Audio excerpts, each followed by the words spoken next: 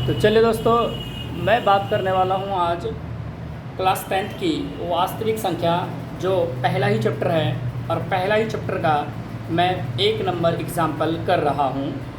तो देखिए, इस सवाल में लिखा गया है कि 4052 और 12576 का HCF यूक्लिड विभाजन एल्गोरिथम का प्रयोग करके आप ज्ञात करें। याद होगा दोस्तों, आप लोगों को यूक्लिड विभाजन मैंने पढ़ाया था, जहाँ a बराबर बी क्यू प्लस आर, या फिर उसी को भाज्य बराबर भाजक गुना भागफल जोड़ शेषफल कहते हैं। जरा देखते हैं आखिर ये यूक्लिड विभाजन होता क्या है। यूक्लिड विभाजन को समझने से पहले आपको एक चीज़ समझने योग्य बहुत ज़रूरी है कि मान लीजिए कोई संख्या a है और उसमें आप b से भाग लगाइए। कोई संख्या a है और उस संख्या में आप b से भाग लगाइए तो q बार में भाग लगेगा और रिमाइंडर r बचेगा। तो इसका मतलब यह है कि आप जिसमें भाग लगाते हैं वो होता है भाज्य। जिसमें आप भाग लगाते हैं वो होता है भाज्य। अब जिससे भाग लगाते हैं वो है आपका भाजक। भाजक कितने बार में लगा वो आपका हो गया भागफल हो गया। क्या हो गया? भागफल। और जो शेष रह गया उसे हम शेषफल कहते हैं। जो शेष रह जाता है या फिर ज़ीरो हो जाता है वो हमारा शेषफल होता है। तो यूक्लिड विभाजन क्या कहता है कि यूक्लिड विभाजन कहता है भाज्य बराबर भाजक गुना भागफल जोड़ शेषफल होता है। तो यूक्लिड हम लिख दें, इधर लिख देते हैं यूक्लिड विभाजन एल्गोरिथम।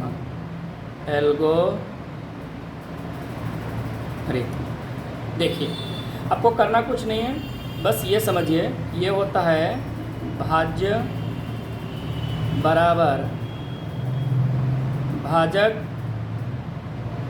गुना भागफल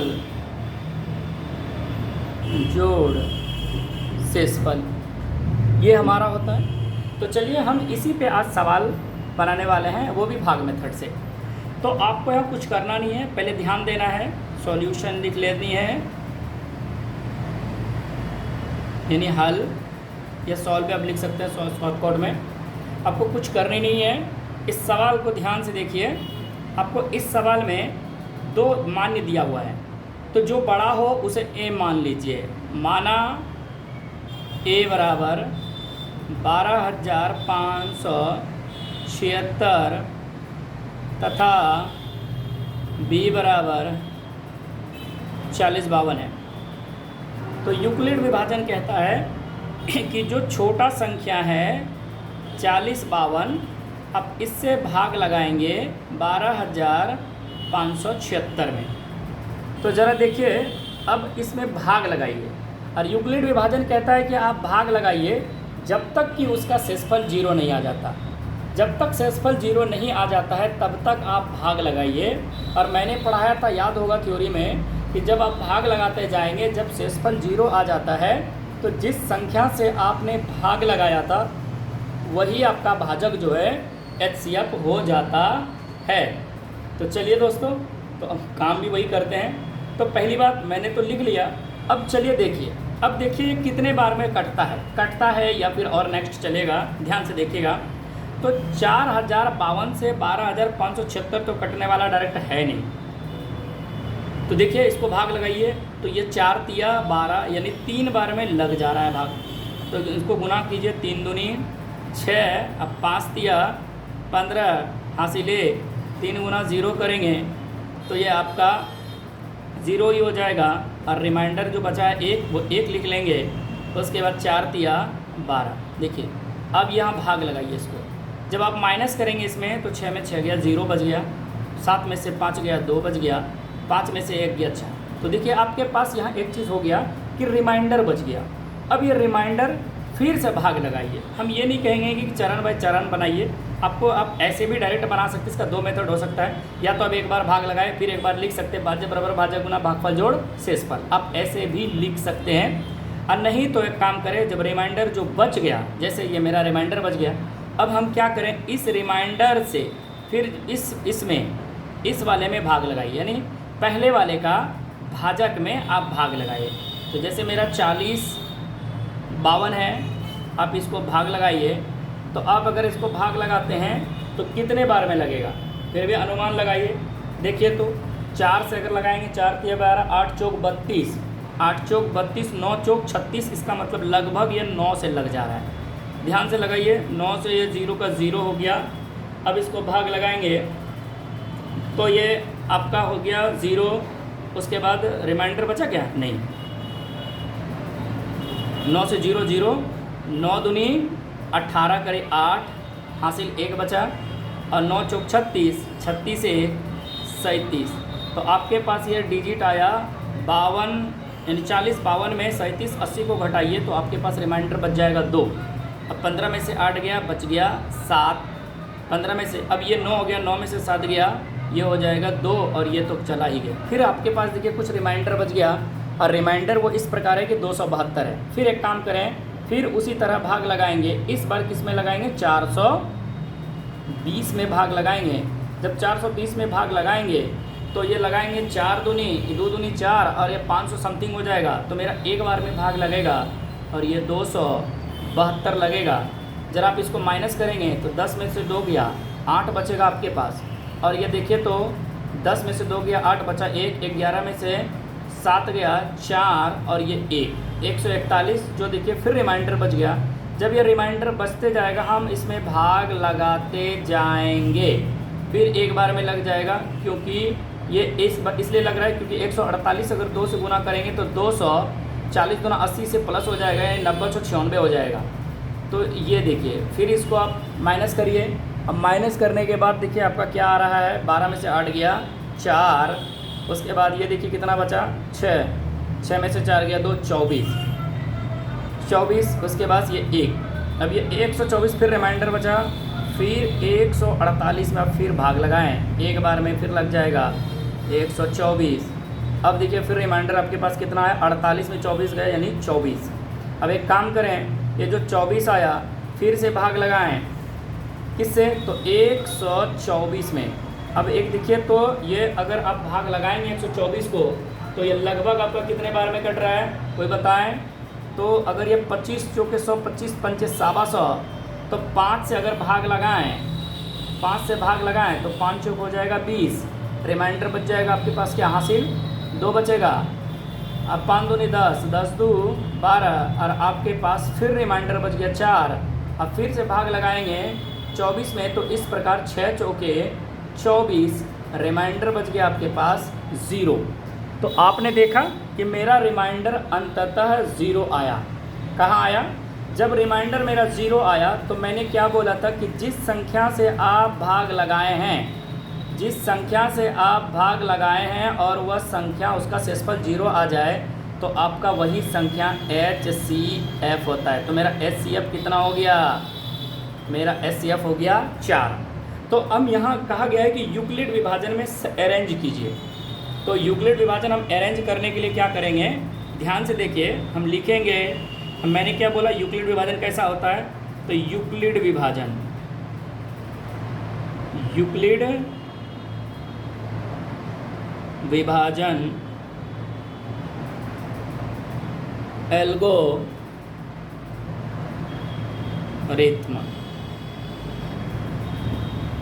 द्वारा या फिर प्रमेय से। अब देखिए क्या होता है मेरा, a बराबर बी क्यू प्लस आर, यानी भाज्य बराबर केस नंबर 1, एक बार लिख लेंगे उसके बाद नहीं लिखेंगे।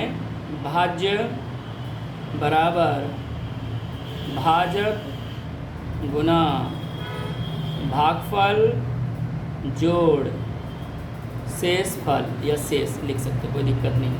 तो केस 1 में क्या कहता है, तो भाज्य बराबर भाजक गुना भागफल जोड़ शेषफल। अब इस सवाल में देखिए जो भाज्य है आपका, इस पहले वाले केस में अगर देखेंगे तो आप यहाँ इस जगह से इधर देखिए तो 12,576 जो है वो भाज्य हो गया, और 4,052 भाजक हो गया। अब भागफल कितना हो गया, 3 हो गया, और जो रिमाइंडर बच गया शेषफल वो 420 हो गया। देखिए मैंने वही काम किया है यूक्लिड विभाजन में, भाज्य बराबर भाजक गुना भागफल जोड़ शेषफल। तो भाज्य को क्या होता है जिसमें हम भाग लगाते हैं, तो 12,576 है, भाजक कितना है तो पहले वाला में भाजक 4052 है, कितने बार में भाग लगा है? 3 बार में। कितने बार में? 3 बार में। और रिमाइंडर देखिए मेरा कितना बच गया? 420 बचा है। Case number 1। फिर आप केस नंबर 2 में जाएंगे, फिर वही काम करेंगे। तो हम लिखेंगे नहीं भाज्य बराबर भाजक गुना भागफल जोड़ शेषफल, तो इस बार लेंगे इस वाले से। ये पहला हो गया यहाँ तक। अब इस वाले पार्ट को देखिएगा, यानी ये इधर से और इधर से, तो आपके पास 4052 हो गया भाज्य, 420 हो गया भाजक भागफल, 9 भाजक, हाँ भाज्य भाजक, और 9 हो गया भागफल, और 272 हो गया आपका शेषफल। तो अब इसमें लिखेंगे केस 2 में, तो यानी ये हो गया 4052 बराबर 420 गुना ये 9 बार में, और रिमाइंडर बच जा रहा है 272, यानी 272। फिर केस 3 आप लिखेंगे। केस 3 में आप क्या लिखेंगे कि 420 बराबर 272 गुना कितने बार में? 1 बार में। रिमाइंडर बच जा रहा है 148। नेक्स्ट काम वही करेंगे। फिर केस नंबर आप 4 लिखेंगे और आप 272 बराबर लिखेंगे, 272 बराबर 148 लिखेंगे, गुना 1 करेंगे और रिमाइंडर लिखेंगे 272 148 1 गुना रिमाइंडर 124 लिखेंगे। फिर केस नंबर 5 जाएंगे, और केस नंबर 5 लिखने के बाद आप लिखेंगे 148 बराबर 124 गुना 1, रिमाइंडर आपके पास बच गया 24। फिर केस नंबर 6 लिखेंगे, और ये 124 बराबर फिर कितने से? 24 से गुना करेंगे 5 से, प्लस रिमाइंडर बचेगा आपके पास, कितना बच जा रहा है? 4। और अंततः केस नंबर 7 में का हल हो जाएगा 24 बराबर 4 गुना 6 प्लस 0। और जब 0 आ जाए तो जिससे भाग लगाए थे अंततः HCF हो गया आपका 4। ये आपका हो गया आंसर। पहला नंबर का आंसर हुआ कंप्लीट।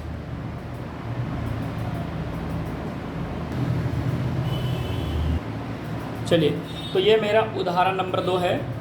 कह रहा है सवाल में कि दर्शाएं कि प्रत्येक धनात्मक समपूर्णांक 2q के रूप का होता है तथा प्रत्येक धनात्मक विषम पूर्णांक 2q + 1 के रूप का होता है जहाँ q कोई पूर्णांक है। अब आपको देख के लगता होगा क्या सवाल आ गया। कुछ नहीं है, सिंपल सी है फंडा। आपको यूक्लिड विभाजन ही पढ़ना है, जिसमें मैंने पढ़ा था यूक्लिड विभाजन में मैंने यूक्लिड विभाजन एल्गोरिथम पढ़ा मैंने। एक शॉर्ट फॉर्म पढ़ा था A बराबर BQ + R, जहाँ A भाज्य है, B भाजक है, R रिमाइंडर है, Q भागफल है। आपको पता ही है। आपको उसी फॉर्मेट पे इसको सजाना है। सब कुछ इस सवाल में दिया हुआ है, ध्यानपूर्वक देखिए, आसानी से बन जाएगा। ज़रा ध्यान से देखिए, इस सवाल को कुछ करना नहीं है। तो ऐसे सवाल को हल पहले करने के लिए सॉल्यूशन हम तो लिखते ही हैं। चलिए, सॉल्यूशन लिख लिया मैंने। अब इस सवाल को बनाइए। कैसे बनाएंगे? तो आपको दर्शाना है, मतलब आपको दिखाना है कि जो धनात्मक है, देखिए सम धनात्मक पूर्णांक, यहाँ देखिए मैंने लिखा सम धनात्मक पूर्णांक 2q के रूप का पूछ रहा है। और जो विषम होगा, यहाँ देखिए विषम पूर्णांक, वो विषम पूर्णांक 2q + 1 के रूप का होगा।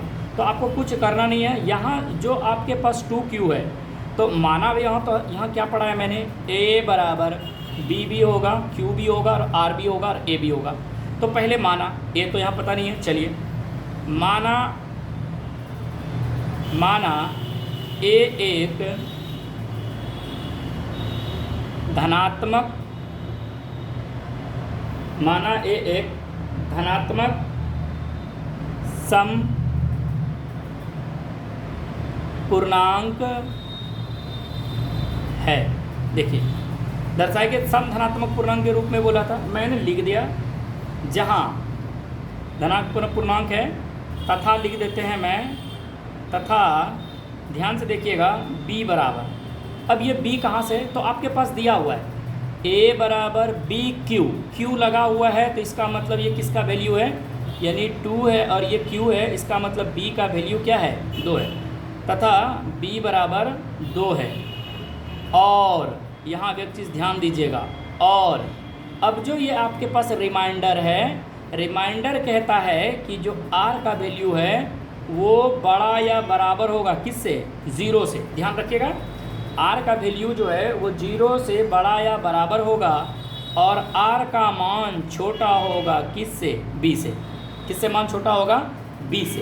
तो आप यहाँ इसी फॉर्मेट को अगर इस हिसाब से देखेंगे तो ये 0 है, 0 से बराबर r का वैल्यू होगा, और b यानी b मतलब कौन, 2, b के जगह पे कौन है, 2, 2 से छोटा होगा r का वैल्यू। तथा अब लिखिएगा यहाँ, अब r बराबर क्या बोला है, 0 ले सकते हैं, 0 से बड़ा ले सकते हैं, लेकिन 0 से छोटा नहीं लिख सकते। अब मतलब r का मान, तो यहाँ लिखा गया है r का मान 2 है और उससे छोटा होना चाहिए, तो 2 से छोटा 1, तो ये 2 फॉर्मेट बना। अब प्रश्न से आइए, प्रश्न से कहता ये कि यूक्लिड विभाजन एल्गोरिथ्म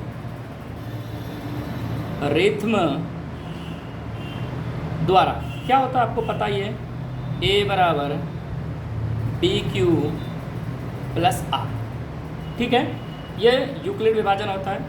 अब यहाँ लिखते हैं हम केस नंबर 1, ध्यान रखिएगा केस नंबर 1 में लिखेंगे जब r का वैल्यू, मेरे पास कितने r का वैल्यू, 2 है, एक 0 है, एक 1 है, तो मैं r का वैल्यू 0 रख के देख लेता हूँ। केस नंबर 1 में तो a के जगह पे a रह जाएगा, अब b के जगह पे देखिए मेरे पास क्या है, 2 और q है, यानी b q के जगह पे मेरे पास 2q है।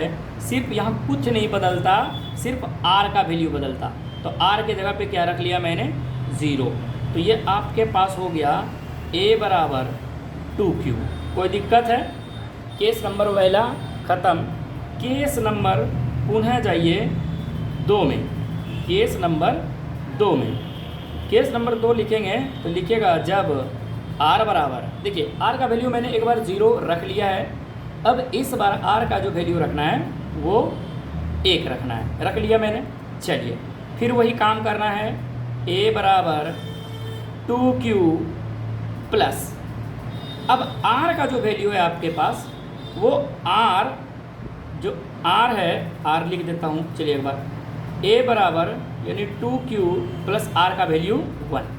अब a का वैल्यू 2 आया, 1 आया, a बराबर 2q, और a का वैल्यू आया 2q प्लस 1। अब इस सवाल में आपको ये समझना है, आपको लिखना है कि आपको बोला क्या गया था। सवाल में बोला गया था सम धनात्मक पूर्णांक के रूप में और विषम धनात्मक पूर्णांक के रूप में आप हमें सजाइए। चलिए, अतः a बराबर 2q सम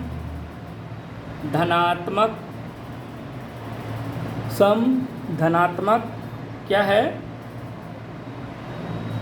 पूर्णांक है, तथा a बराबर 2q प्लस 1। अब देखिए ये 1 क्या है, विषम है, 1 क्या है, विषम है, तो a बराबर 2q प्लस 1 एक विषम धनात्मक पूर्णांक है, इसलिए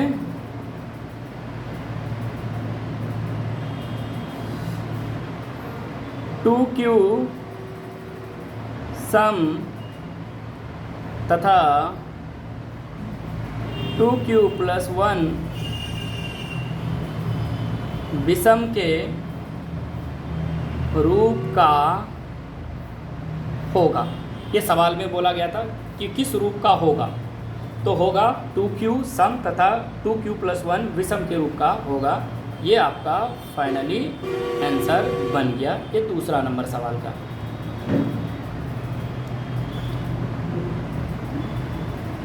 तो मेरा अगला सवाल है उदाहरण नंबर 3। उदाहरण नंबर 3। अब ये सवाल क्या कहता है कि दर्शाइए प्रत्येक धनात्मक विषम पूर्णांक। ध्यान दीजिएगा, दर्शाइए कि प्रत्येक धनात्मक विषम पूर्णांक 4q+1 या फिर यहाँ कोमा की जगह पे आप या लिखिएगा या 4q+3 के रूप का होता है। यानी इस बार सम विषम पिछले सवाल में पूछा, इस बार सवाल में कह रहा है आपको डायरेक्टली कि आपको बतानी है विषम का रूप। किसका बताना है? विषम का रूप बताना है। यहाँ भी कुछ नहीं करना है, सेम चीज़ एज इट इज़ जिस तरह दूसरा में किए थे उदाहरण में उसी तरह इसमें करना है। सॉल्यूशन लिखना है,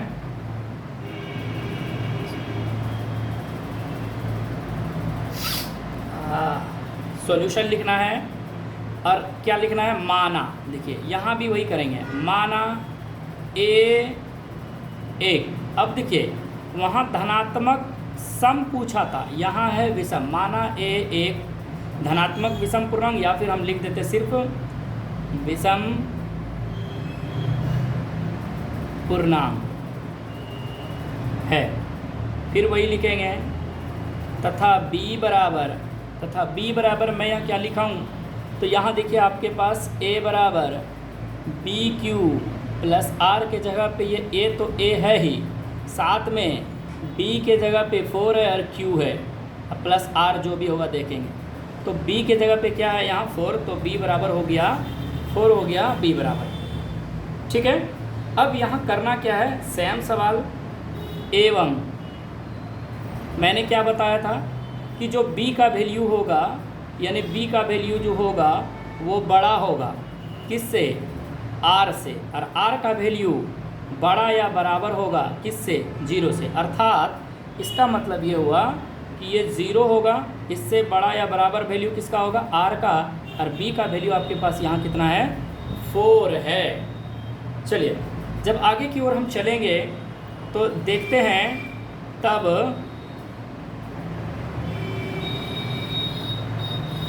आप क्या लिखेंगे? b यानी r बराबर क्या लिखेंगे कि 0 से वैल्यू उठाएंगे 1 तक जाएंगे, फिर 2 तक जाएंगे, फिर 3, क्योंकि जो r का वैल्यू है कहता है 4 से कम होना चाहिए। तब r का वैल्यू मेरे पास क्या हो जाएगा? 0 होगा, 1 होगा, 2 होगा, 3 होगा। अब आपको कुछ नहीं करना है, सेम एज इट इज़ उसी तरह करना है जिस तरह 2 नंबर किया है। यूक्लिड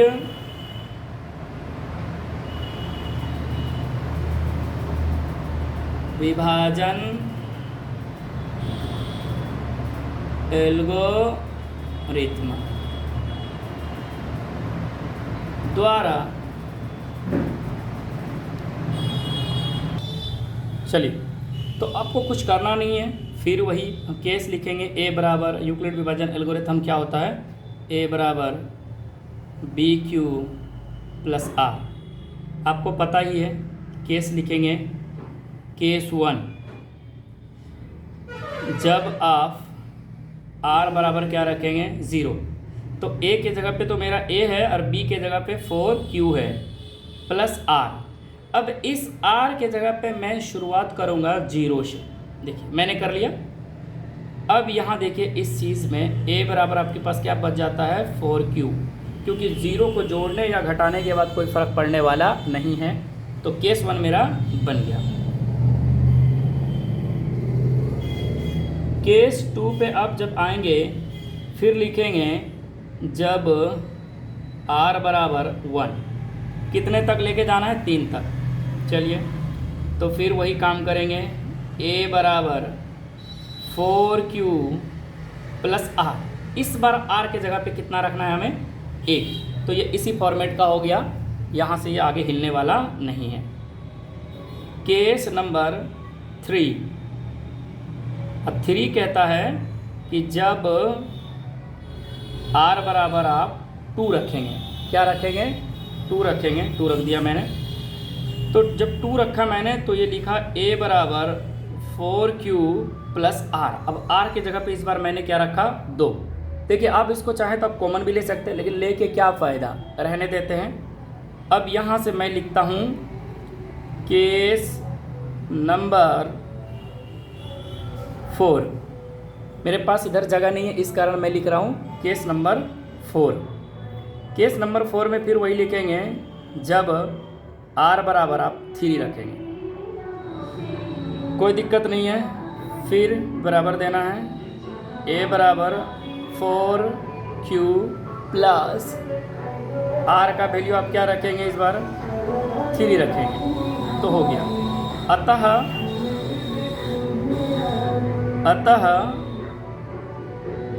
यहाँ A बराबर 4Q समपूर्णांक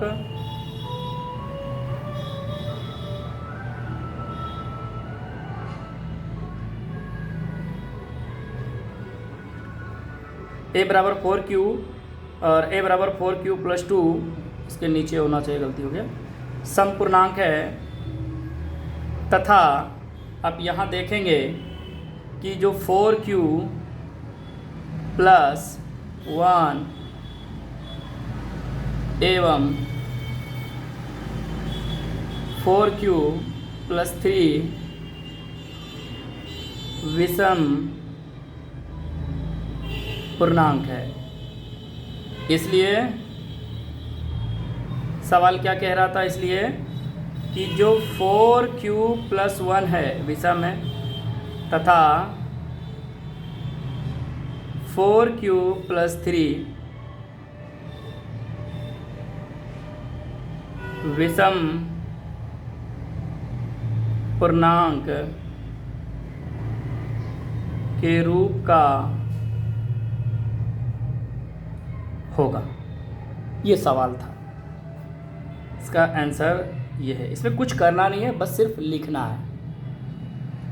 चलिए, तो उदाहरण नंबर 4 और अंतिम उदाहरण है एक्सरसाइज 1.1 के लिए।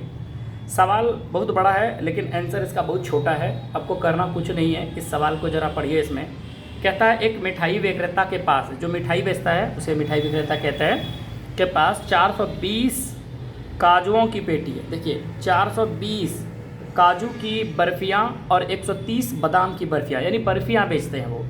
क्या है, पास में पेटी है, तो उनके पास क्या है, 420 काजू की बर्फ़ियाँ और 130 बादाम की बर्फ़ियाँ हैं। वो ऐसी ढेरियाँ बनाना चाहती है कि प्रत्येक ढेरी में, यानी सब में रखना चाहती है, ढेर बनाते जमा जो करती है, प्रत्येक बर्फ़ी की संख्या समान रहे। अब कितनी ऐसी वो ढेरियाँ बनाएगी, या फिर उसको उस वस्तु में रखेंगे, या फिर उस स्थान पे रखेंगे, कितने ऐसे स्थान बनाएंगे कि जिस पे वो सभी में समान संख्या में आ जाए। तो आप ऐसे नहीं कि सबको जोड़ देंगे और देखेंगे कि कितने में बराबर, अब 2 में लगाएंगे तो 2 में बराबर, 3 में बराबर, 4 बराबर, इस प्रकार नहीं। तो जब ऐसी सवाल आए कि ढेरियाँ की बराबर न्यूनतम स्थान घेरे, देखिए यहाँ एक चीज़ लिखा है कि न्यूनतम स्थान घेरे, और इस काम के लिए प्रत्येक ढेरी में कितनी बर्फ़ियाँ रखी जाए। मतलब कि ढेरी हो लेकिन न्यूनतम स्थान घेरे। न्यूनतम का मतलब हो गया कम स्थान घेरे। तो अब कम स्थान घेरे, तो इसका मतलब जब कम स्थान घेरेगा तो बहुत थोड़ा ढेरियाँ ज़्यादा हो सकती है। तो बात यह है कि स्थान कम घेरे तो इसका मतलब ढेर ज़्यादा होगा। अब वो आपको बताना है कि कितना ढेर, इस काम के लिए प्रत्येक ढेरी में कितनी बर्फ़ियाँ रखी जा सकती है। तो अब इस ढेरी में तो कितनी बर्फ़ियाँ रखी जा सकती है, आपको बताना है कि कितनी बर्फ़ी रखी जा सकती है एक ढेरी में। तो ऐसे सवाल को आप कुछ नहीं, सिंपल से HCF सिर्फ निकालना है इस सवाल का। इस सवाल का सिर्फ HCF निकालना है। HCF कैसे निकालेंगे, तो यहाँ मेरे पास दो संख्या है, तो एक को A मान लेता हूँ जो बड़ा है इसमें, माना A बराबर 420, कोमा B बराबर कितना दिया हुआ 130। तो आप करेंगे क्या, कुछ नहीं करना है, बस 130 में फिर वही यूक्लिड विभाजन लगाएंगे और भाग लगाएंगे। तो 130 को 420 से कटाएंगे तो 13×39 लगभग 3 बार में कटेगा, 13×39 390। अब ये कुछ रिमाइंडर बच जाएंगे, 12 में से 9 गया 3 और ये कट गया यानी 30, ये रिमाइंडर आपके पास हो गया 30। अब फिर 30 से भाग लगाएंगे 130 में, 3 चौके 12 यानी 120, आपके पास रिमाइंडर बच गया 10। फिर इस 10 से 30 में आप भाग लगाएंगे तो 3 बार में लगेगा और ये आपका रिमाइंडर आ जाएगा 0। मैंने कहा था कि जब रिमाइंडर 0 आ जाए तो वो HCF हो जाता है। तो HCF 10 से लगाने के बाद वो 10 हो गया HCF। तो इसका मतलब ये है कि काम के लिए प्रत्येक ढेरी में कितनी बर्फियाँ रखी जाए। तो प्रत्येक ढेरी में, अतः यहाँ लिख सकते हैं, अतः प्रत्येक ढेरी में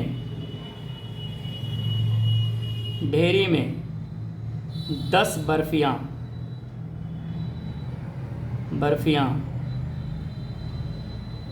रखी जा सकती है। बस ये सवाल इतना ही था, ज़्यादा कुछ था नहीं। आज के लिए इतना ही, मिलते हैं अगले वीडियो में। आपके एक्सरसाइज 1.1 से स्टार्ट करेंगे और पूरा एक्सरसाइज पढ़ाने के बाद कुछ सवाल आपको एक्स्ट्रा दिया जाएगा। मेरे इस चैनल को आप लोग सब्सक्राइब करें ताकि अगला वीडियो आपको मिल सके, और बेल आइकन बटन को दबाना ना भूलें। साथ ही साथ इस वीडियो को कमेंट, शेयर और लाइक ज़रूर करें। Thank you.